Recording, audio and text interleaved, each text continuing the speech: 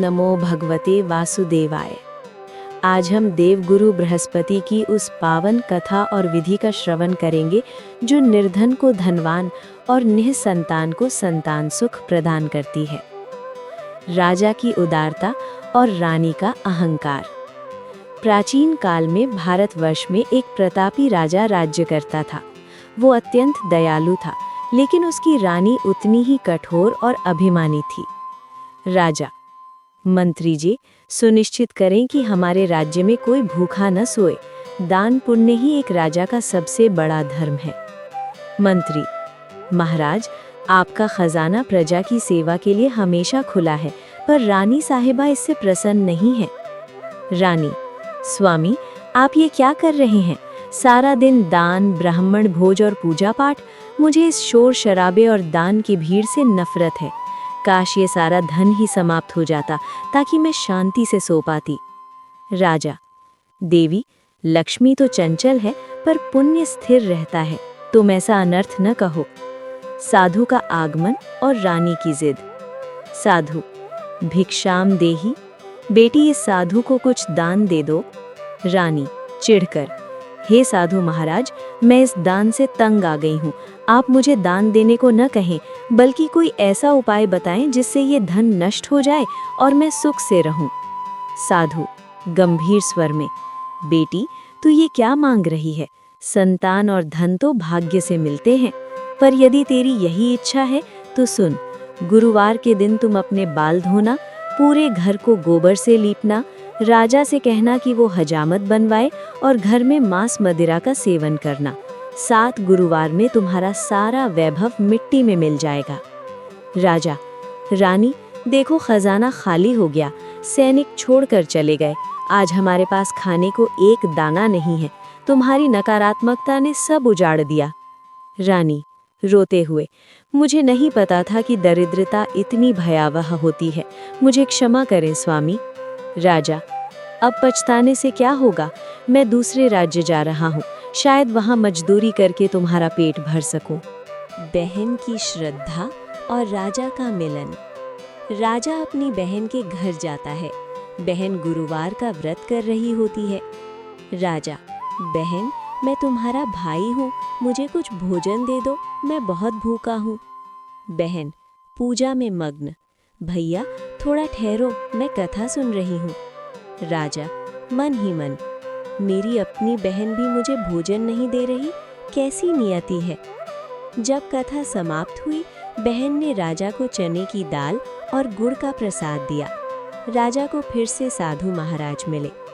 साधु: हे राजन, दुखी ना हो, तुम्हारी रानी ने अपराध किया था, पर यदि तुम और तुम्हारी पत्नी फिर से गुरुवार का व्रत और कथा शुरू करो तो गुरुदेव बृहस्पति तुम्हें सब कुछ वापस दे देंगे।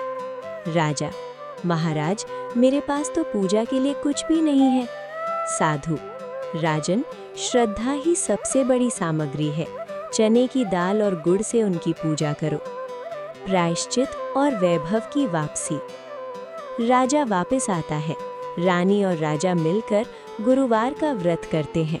रानी: हे बृहस्पति देव, मैंने अज्ञानता में आपका अपमान किया, मुझे क्षमा करें। मेरे सुहाग की रक्षा करें और हमारे घर को फिर से प्रकाश से भर दें। धीरे धीरे महल फिर से स्वर्ण सा चमकने लगता है। अनाज के भंडार भर जाते हैं। राजा और रानी अब नियमित रूप से दान पुण्य करते हैं। तो प्रेम से बोलिए बृहस्पति देव की जय। भक्तजनों, देखा आपने अहंकार कैसे विनाश लाता है और श्रद्धा कैसे मरे हुए भाग्य को भी जीवित कर देती है। बृहस्पति: ओम भ्रीम बृहस्पतये नमः। प्रभु, हम आपकी शरण में हैं। गरीब ब्राह्मण और स्वर्ण कलश। एक छोटा सा गांव, जहां एक बूढ़ा ब्राह्मण अपनी पुत्री के साथ एक टूटी फूटी कुटिया में रहता था। ब्राह्मण दिन भर भिक्षा मांगता, तब कहीं जाकर 2 वक्त की रोटी नसीब होती थी। पिताजी, क्या आज भी आपको कुछ नहीं मिला? आप सुबह से भूखे हैं। पुत्री, आज गांव में किसी ने द्वार नहीं खोला। लगता है भाग्य हमसे रूठा हुआ है। पर घबराओ मत, ईश्वर जो करता है अच्छा ही करता है। कब तक हम ऐसे अभाव में जिएंगे? क्या हमारे दुखों का कोई अंत नहीं? पुत्री कुटिया के बाहर खड़ी आकाश की ओर देख रही है। तभी वो देखती है कि पड़ोस के घर में महिलाएं पीले वस्त्र पहनकर खुशियां मना रही हैं। पुत्री पड़ोस के घर जाती है जहां बृहस्पतिवार व्रत की कथा हो रही है।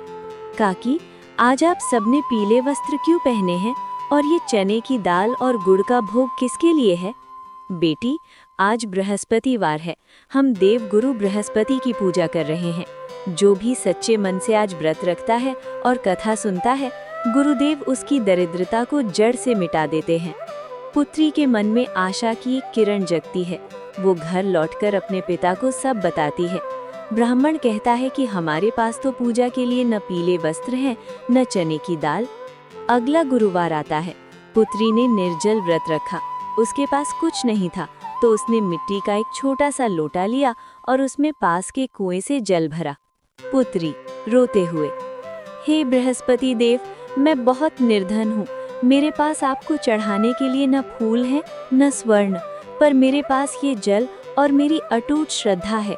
कृपया मेरे वृद्ध पिता के कष्टों को दूर करें। वो एक पुराने केले के पेड़ के पास जाकर जल अर्पित करती है। जैसे ही वो जल चढ़ाकर पीछे मुड़ती है, उसे झाड़ियों के पीछे कुछ चमकता हुआ दिखाई देता है। वो पास जाकर देखती है तो वहाँ एक स्वर्ण कलश यानी सोने का घड़ा रखा है, जो सोने की मोहरों से लबालब भरा है। पुत्री भागती हुई कुटिया में आती है और स्वर्ण कलश पिता के चरणों में रख देती है। ब्राह्मण अचंभित होकर, बेटी, ये क्या है? इतना स्वर्ण कहाँ से आया? पुत्री, पिताजी, ये गुरुदेव बृहस्पति का आशीर्वाद है। उन्होंने हमारी पुकार सुन ली। अब आप कभी भूखे नहीं रहेंगे। ब्राह्मण और उसकी पुत्री ने उस धन से एक भव्य मंदिर बनवाया और गरीबों के लिए सदाव्रत यानी भोजन का प्रबंध शुरू किया। भक्तों, ये छोटी सी कहानी हमें सिखाती है कि भगवान को सोने या चांदी के चढ़ावे की जरूरत नहीं होती। उन्हें चाहिए तो बस एक भक्त की सच्ची श्रद्धा। अगर आपकी भावना शुद्ध है तो मिट्टी का लोटा भी स्वर्ण कलश में बदल सकता है। इसीलिए कहा गया है, भाव का भूखा हूँ मैं और भाव ही बस सार है। भक्तों, केवल कथा सुनने से फल नहीं मिलता, उसे सही विधि से करना भी अनिवार्य है। बृहस्पतिवार के दिन ब्रह्म मुहूर्त में उठकर स्नान आदि से निवृत्त हों। याद रखें, इस दिन साबुन या शैम्पू का प्रयोग वर्जित है। स्नान के बाद शुद्ध पीले वस्त्र धारण करें, क्योंकि पीला रंग भगवान विष्णु और देवगुरु बृहस्पति को अत्यंत प्रिय है। मुख्य क्रियाएं: घर के मंदिर में दीप प्रज्वलित करें, भगवान विष्णु की प्रतिमा को गंगा जल से स्नान कराएं, उन्हें पीले पुष्प और पीले चंदन का तिलक लगाएं। बृहस्पतिवार के व्रत में केले के वृक्ष की पूजा का विशेष विधान है। शास्त्र कहते हैं कि केले के वृक्ष में साक्षात भगवान विष्णु का वास होता है। एक तांबे के लोटे में जल लें, उसमें थोड़ी हल्दी, चने की दाल और गुड़ मिलाएं। इस जल को वृक्ष की जड़ में ओम नमो भगवते वासुदेवाय कहते हुए अर्पित करें। वृक्ष के सामने घी का दीपक जलाएं और अपनी मनोकामना कहें। सावधान, बृहस्पतिवार के दिन कुछ काम आपकी पूरी पूजा को निष्फल कर सकते हैं। शास्त्रानुसार बाल और नाखून न काटें। इस दिन बाल काटना या नाखून काटना आयु और धन का नाश करता है। सिर न धोएं। महिलाओं को इस दिन बाल नहीं धोने चाहिए, इससे घर की सुख समृद्धि कम होती है। कपड़े न धोएं। इस दिन भारी कपड़े धोना या साबुन का प्रयोग करना वर्जित है। नमक का त्याग। इस दिन भोजन में नमक का प्रयोग बिल्कुल न करें। केवल पीले रंग का सात्विक भोजन जैसे चने की दाल या बेसन का हलवा एक समय ग्रहण करें। पूजा के अंत में यथाशक्ति पीले वस्त्र, चने की दाल या केले का दान किसी ब्राह्मण या जरूरतमंद को अवश्य करें। पूजा पूर्ण होने के बाद क्षमा प्रार्थना करना न भूलें। कहें, हे प्रभु, अनजाने में यदि मुझसे कोई भूल हुई हो तो मुझे अपना बालक समझकर क्षमा करें। आपकी विनम्रता ही ईश्वर को सबसे अधिक प्रिय है।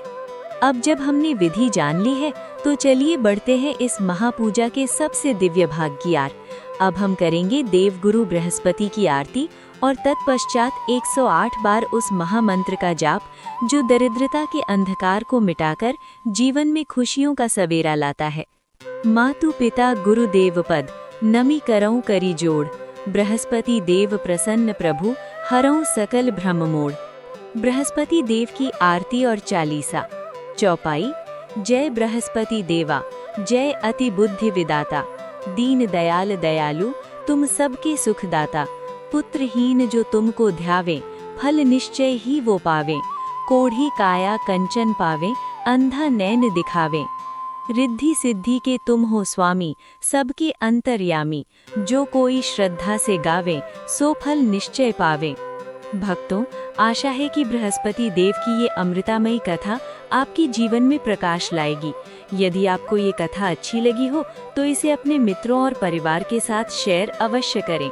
कमेंट में जय विष्णुदेव या जय बृहस्पति देव लिखना न भूलें। ऐसी ही और दिव्य कथाओं के लिए हमारे चैनल को सब्सक्राइब करें। अगले गुरुवार फिर मिलेंगे एक नई भक्तिमय यात्रा के साथ। तब तक के लिए हर हर महादेव। जय श्री हरि।